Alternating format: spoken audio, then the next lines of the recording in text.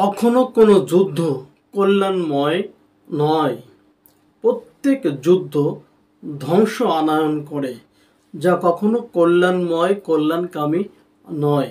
এই জন্য মুহাম্মদ সাল্লাল্লাহু আলাইহি সাল্লাম অন্য কোনো রাষ্ট্রের কাছে ইসলামের দাওয়া, ইসলাম মেনে নেওয়া সম্পর্কে আগে দাওয়া দিতেন। সে শাসক, সে বাদশাহ ইসলাম গ্রহণ করে কিনা। যদি কোনো ব্যক্তি ইসলাম ধর্ম গ্রহণ করে তাহলে সে শান্তিতে থাকবে, তার রাজ্য সুরক্ষিত থাকবে। এভাবে আগে দাওয়াতের প্রচলন করতে হবে। মুহাম্মদ সাল্লাল্লাহু আলাইহি সাল্লাম তাই বলেছেন, যখন কোনো তার সাহাবী তার পক্ষ থেকে দাওয়াত নিয়ে যেতেন, তখনই একইভাবে দাওয়াতের পত্র দিতেন এবং বলতেন, সেই কওমের কাছে, সেই জাতির কাছে, সেই দেশের কাছে, সেই সরকারের প্রধানের কাছে, সে বাদশার কাছে চিঠি লিখতেন, যদি ইসলাম গ্রহণ করো তাহলে শান্তিতে থাকতে পারবে। ইসলাম গ্রহণ করো তাহলে শান্তিতে থাকতে পারবে। যদি ইসলাম মেনে নেয়, তারপরে সালাতের দাওয়া দিতেন, সিয়ামের দাওয়া দিতেন, জাকাতের দাওয়া দিতেন। সব যদি মেনে নেয় তাহলে পূর্ণাঙ্গভাবে তার সে রাজ্য অক্ষত অবস্থায় বিনা যুদ্ধে দাওয়াতি কার্যক্রমের মাধ্যমে তারা বিপ্লব সাধিত করত, তাদের সেই বিজয় লাভ করত যুদ্ধ ছাড়াই। সেটাই সবচেয়ে বেশি ভালো, যেটা দাওয়াতের মাধ্যমে অতীব সহজেই মেনে নেওয়া যায়, গ্রহণ করা যায়। তাহলে ক্ষয়ক্ষতি, বিপর্যয়, বিধ্বস্ত থেকে রক্ষা পায়। এই জন্য অনেক সময় মুহাম্মদ সাল্লাল্লাহু আলাইহি সাল্লাম আগে দাওয়াতের কাজ এগুলো আগে দিতে হয়, তারপরেই পদক্ষেপ নিতে হয়। তাহলে আগে দাওয়াতের কাজের মাধ্যমে সমঝোতা এবং মীমাংসা করে সবাই চায় শান্তিতে থাকতে, শান্তিতে বসবাস করতে। তাই তো মুহাম্মদ সাল্লাল্লাহু আলাইহি সাল্লাম প্রত্যেকটা সময় তিনি যেমন উদারতা দেখিয়েছেন, তেমন ক্ষমা দেখিয়েছেন, তিনি তেমন শিষ্টাচার, মানবতা তিনি দেখিয়েছেন। মুহাম্মদ সাল্লাল্লাহু আলাইহি সাল্লাম কোনো এক সময় তার সম্মুখ দিয়ে একটা বিধর্মীর লাশ, চাই সে ইহুদি হোক, খ্রিস্টান হোক, তার সামনে দিয়ে অতিক্রম করছিলেন। এমতো অবস্থায় মুহাম্মদ সাল্লাল্লাহু আলাইহি সাল্লাম উঠে দাঁড়িয়ে গেলেন। সাহাবীগণ জিজ্ঞাসা করলেন, হে মুহাম্মদ সাল্লাল্লাহু আলাইহি সাল্লাম, হে আল্লাহর রাসূল, আপনি কেন উঠে দাঁড়িয়ে গেলেন? মুহাম্মদ সাল্লাল্লাহু আলাইহি সাল্লাম বলছেন, আমি এই জন্য দাঁড়িয়েছি, তিনি তো একজন মানুষ। সেই মানবতা, সেটা মুহাম্মদ সাল্লাল্লাহু আলাইহি সাল্লাম উম্মতে মুহাম্মদের জন্য শিক্ষণীয় একটা দৃষ্টান্ত রেখে গেছেন, যে অবশ্যই যে কওমের হোক, সেটা যদি সম্মুখ দিয়ে যায়, একটা লাশকে, একটা মানুষকে সম্মানার্থে দাঁড়িয়ে যাওয়া, যে তিনি তো একটা মানুষ, এই যে সর্বোচ্চম একটা আদর্শ তিনি শিক্ষা দিলেন। এখন আপনি বলুন, যে যখন দাঁড়িয়ে গেলেন, আপনি বলবেন যে ইহুদি, খ্রিস্টান, নাসারা অথবা অমুসলিম তার ঈমান আছে কিনা? না, এটা ওখানকার জন্য ওইটাই প্রযোজ্য। একটি লাশ নিয়ে যাওয়া আছে, সেখানে সে লাশের সম্মানার্থে, সে মানুষের সম্মানার্থে উঠে দাঁড়িয়ে গেলেন। যেমন তিনি উদারতা দেখিয়েছেন, মুহাম্মদ সাল্লাল্লাহু আলাইহি সাল্লাম মক্কা বিজয়ের পর তিনি সবাইকে বলেছিলেন, তোমরা আমার কাছ থেকে আজকের এই দিনে কীরকম আশা, কেমন ব্যবহার, কেমন বিচার আশা করো। সবাই তো হতবাক। মুহাম্মদ সাল্লাল্লাহু আলাইহি সাল্লাম তিনি সবাইকে লক্ষ্য করে বলছিলেন, আমি আমার ভাই ইউসুফ আলাইহিস সালামের কথা বলছি। তিনি সবাইকে, সমস্ত ভাইকে একত্রিত পাওয়ার পরেও সে ক্ষমা, সে উদাহরণ দেখিয়ে গিয়েছেন, সবর দেখিয়ে গেছেন। সেই ইউসুফ আলাইহিস সালাম সর্বোত্তম দৃষ্টান্ত রেখে গিয়েছেন। আমার ভাই ইউসুফ আলাইহিস সালাম যা বলছিলেন, আমিও তেমনই বলছি। আজকের এই দিনে সবাইকে আমি সাধারণ ক্ষমা ঘোষণা করলাম, সবাইকে সাধারণ ক্ষমা করে দিলাম। সুবহানাল্লাহি ওয়া বিহামদিহি সুবহানাল্লাহিল আযীম। যারা বিখ্যাত ব্যক্তি ছিল, যাদের মাধ্যমে ইসলাম প্রচার প্রসারের বাধাগ্রস্ত হয়েছে, মিথ্যা প্রতিপন্ন হয়েছে, বিভিন্ন কথা কটূক্তি করেছেন, যিনি মুহাম্মদ সাল্লাল্লাহু আলাইহি ওয়াসাল্লামের বিভিন্ন রকমের কথাবার্তা বলেছেন, কষ্ট দিয়েছেন, 13 বছর তারা কষ্ট দিয়েছেন। এরপরেও মুহাম্মদ সাল্লাল্লাহু আলাইহি ওয়াসাল্লাম একটি ঘর জ্বালায়নি, পোড়াওনি, এমনকি ভাঙচুর করেননি।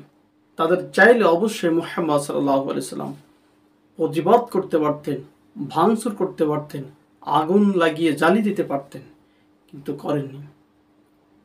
যে তোমরা আমাদের 13 বছর উঠতে বসতে শুইতে, খাওয়া দাওয়া নাওয়া খাওয়া সব থেকে আমাদেরকে বঞ্চিত করেছ, আমরা আজকে প্রতিশোধ নেবই। তিনি তা করলেন না। সেই দিন মুহাম্মদ সাল্লাল্লাহু আলাইহি ওয়াসাল্লাম তার পূর্বত্ব ইউসুফ আলাইহিস সালামের কথা স্মরণ করে সবাইকে ক্ষমা করে দিলেন, সাধারণ ক্ষমা করে দিলেন। এভাবেই আপনি তো পারেন, আমরা তো পারি, তাই নয়? এই উদারতা, এই মানবতা সর্বশ্রেষ্ঠ নবী রাসূল মুহাম্মদ সাল্লাল্লাহু আলাইহি ওয়াসাল্লাম দেখিয়ে দিয়েছেন। এই জন্য প্রত্যেকটা পদক্ষেপে আপনাকে আগে দাওয়াত দিতে হবে, তারপর আপনার পদক্ষেপ নিতে হবে। এখানে কার ঈমান আছে, কার ঈমান নেই, কার সালাত আছে, কার সালাত নেই, কে বেশি যুদ্ধ করতে পারে, কে শহীদ হতে পারে, এটা তার অন্তরের বিষয়। তার নিয়ত যদি স্বচ্ছ থাকে, সুন্দর থাকে, একদিন আগেও 1 ঘন্টা আগেও সে পরিবর্তন করতে পারে না। যদি আপনি মনে করেন এখনই সে ইসলাম ধর্ম গ্রহণ করেছে, সাথে সাথে যুদ্ধে ঝাঁপিয়ে পড়বে, বলবেন কি তোমার কাছে সালাত আছে, সিয়াম আছে, তাওহীদ বোঝো, কালেমা বোঝো ইত্যাদি, সেটা জিজ্ঞাসা করবেন? না সাথে সাথে সে ইসলাম ধর্ম গ্রহণ করার সাথে সাথে যুদ্ধের দামামা বেজেছে, সাথে সাথে রণাঙ্গনে ঝাঁপিয়ে পড়েছে এবং শহীদ হয়েছে, বলুন তো জান্নাতে যাবে কি জাহান্নামে যাবে? অনেক সাহাবীর জীবনে ঘটেছে, এমনকি তাদের খাদ্যগুলো ফেলে দিয়ে যুদ্ধের ময়দানে ঝাঁপিয়ে পড়েছে, চাচ্ছে তারা জান্নাতের আকাঙ্ক্ষা, তাদের হৃদয়ের মধ্যে জান্নাতের আকাঙ্ক্ষা আছে যে অবশ্যই শহীদ হতে পারলেই জান্নাত যাবে। বলুন তো তার সালাত আছে, সিয়াম আছে, তাওহীদ বেশি বুঝেছে কি? বুঝেনি। অল্প শুনেছে, অল্প মেনেছে, আনুগত্যের পরে ঝাঁপিয়ে পড়েছে। এখনই একজন চুরি করত, হঠাৎ তার মন পরিবর্তন হয়েছে যে আমি জীবনে আর চুরি করব না, এখনই আমি ইসলাম গ্রহণ করলাম, অতঃপর যুদ্ধের দামামা বেঁধে গেল অথবা যুদ্ধে ঝাঁপিয়ে পড়লো। বলুন তো আপনি কি জিজ্ঞাসা করবেন যে এখনো তুমি তো চুরি ছাড়তে পারোনি, এখনো চুরি ছাড়তে পারোনি, সেই পরিমাণ ঈমান আছে যেটা যুদ্ধে যাওয়ার জন্য, সেই পরিমাণ ঈমান আছে যে তুমি সালাত আদায় করবে, সিয়াম ব্রত পালন করবে? তাহলে মুহূর্তের মধ্যে ঈমান আনতে পারে এক ব্যক্তি, তার নিয়ম নীতি চেঞ্জ করতে পারে। একজন ডাকাত সেই মুহূর্তেই চেঞ্জ করতে পারে। নিঃশ্বাস বের হওয়ার আগ পর্যন্ত একজন মানুষ হেদায়েতের পরে আসতে পারে, সাথে সাথে তার কর্মে আবার ঝাঁপিয়ে পড়তে পারে, সেটা ইসলামী কর্মে, হয় যুদ্ধে অথবা অন্য কোনো সৎকর্মে। তাহলে যদি আপনি বলেন যে সে সালাত আদায় করেনি, আপনি সালাত আদায় করেন তারপরে যুদ্ধে যাবেন, আপনি সিয়াম ব্রত পালন করেন তারপরে যুদ্ধে যাবেন, এভাবে বলবেন? না, এই যখনই তার হেদায়েত আসছে, ঈমান আসছে, সাথে সাথে তখনই ঈমান গ্রহণ করার পরে তওবা করে ফিরে এসে প্রথম কাজই হচ্ছে তার যুদ্ধে ঝাঁপিয়ে পড়া। এই জন্য অন্য কোনো ইবাদত বন্দেগী করতে পারেনি, ফরজ ইবাদত করতে পারেনি, তবুও সেই ব্যক্তি তার ইখলাসের সহিত, তার নিয়াত সঠিক হওয়ার পরেও সে ব্যক্তি শহীদ হতে পারে, জান্নাতে যেতে পারে। তাহলে আপনার আমার কথা দ্বারা বোঝা যায় যে অবশ্যই যে কোনো মুহূর্তে মনে হয় পরিবর্তন হয় না। আগে তার দেখাতে হবে সালাত দিয়ে, সিয়াম দিয়ে, হজ দিয়ে, জাকাত দিয়ে, সুদ ঘুষ পরিহার করে, এরপরে আপনাকে দেখাতে হবে যে আমার প্রত্যেকটা অধ্যায় পরিপূর্ণ পাস করেছি, এবার আপনি আপনার যুদ্ধের অনুমতি দিন। এরকম কিছু?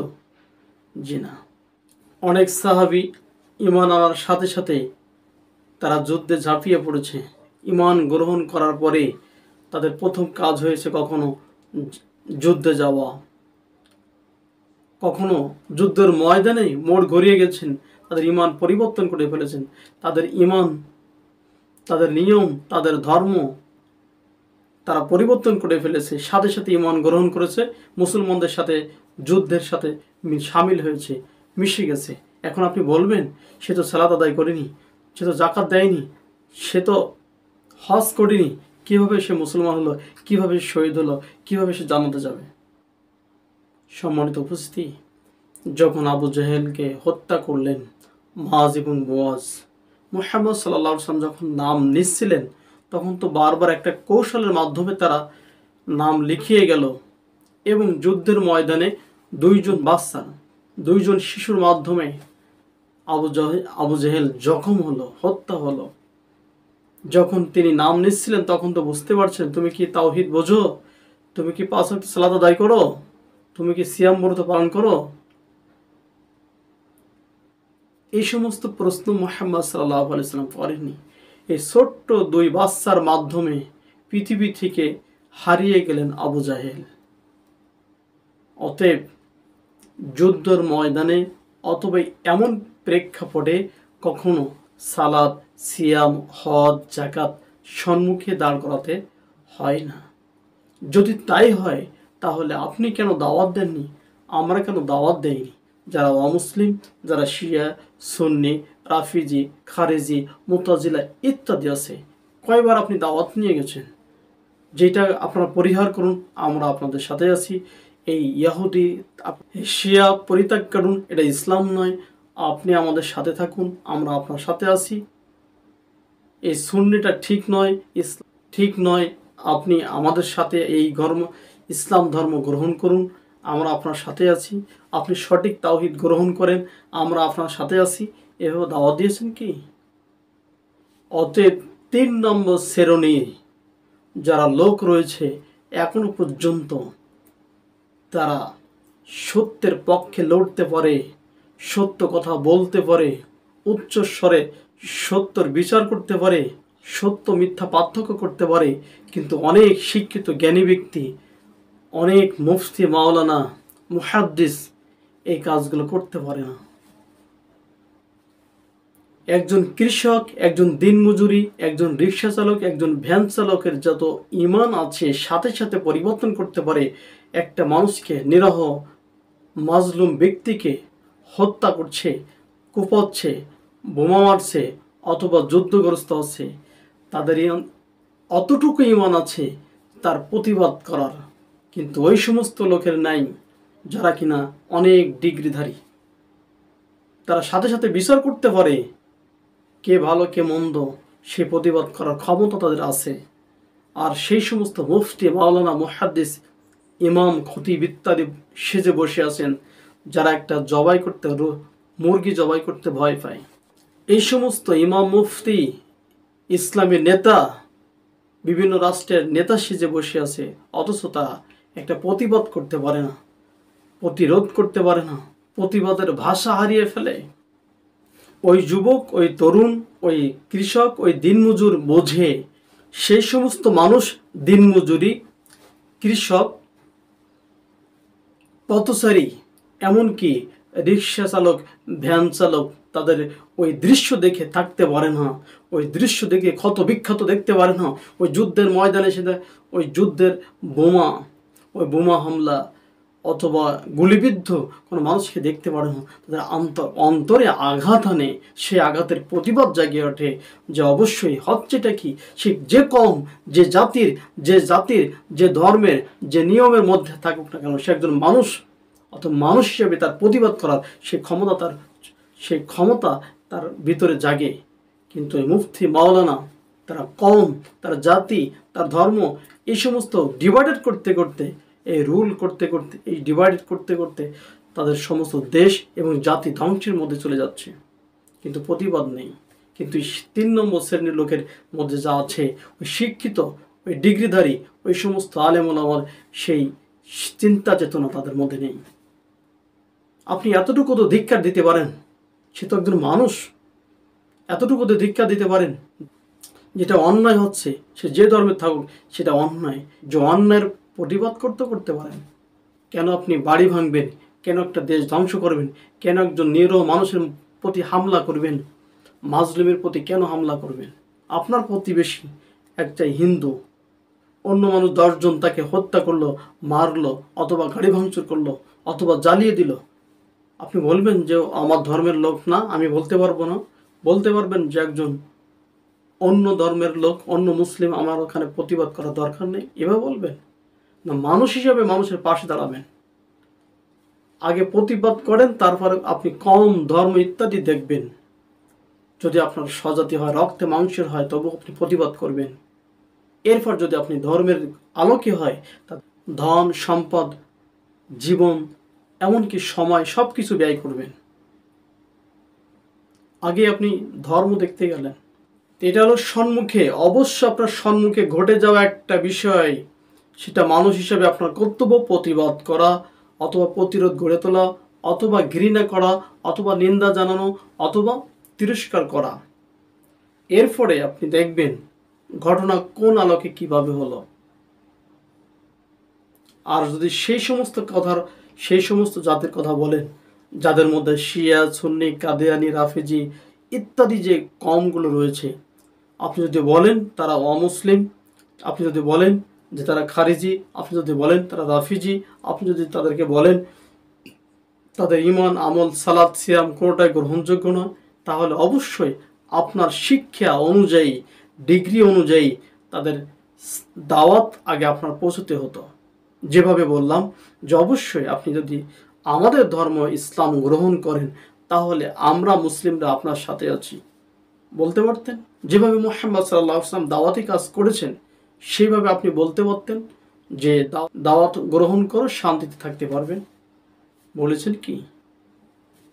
অর্থ নেওয়ার সময়, দান নেওয়ার সময়, তখন আপনি প্রত্যেকটা বিষয় খেয়াল করেন না। কেন? ওখানে আপনার সম্পদের একটা ভাগ রয়েছে, অর্থের একটা ভাগ রয়েছে, দানের একটা ভাগ রয়েছে, দেশের একটা স্বার্থর বিষয় রয়েছে, আন্তর্জাতিক মহলে একটা আপনার স্বীকৃতি আছে। সব নেতা এক জায়গায় আসতে পারেন, তখন আপনি বলেন না ওরা শিয়া, মুরজিয়া, খারিজি, রাফেজি ইত্যাদি, এগুলো বলেন না। যখন আপনার স্বার্থের বিষয় আছে, তখন আপনি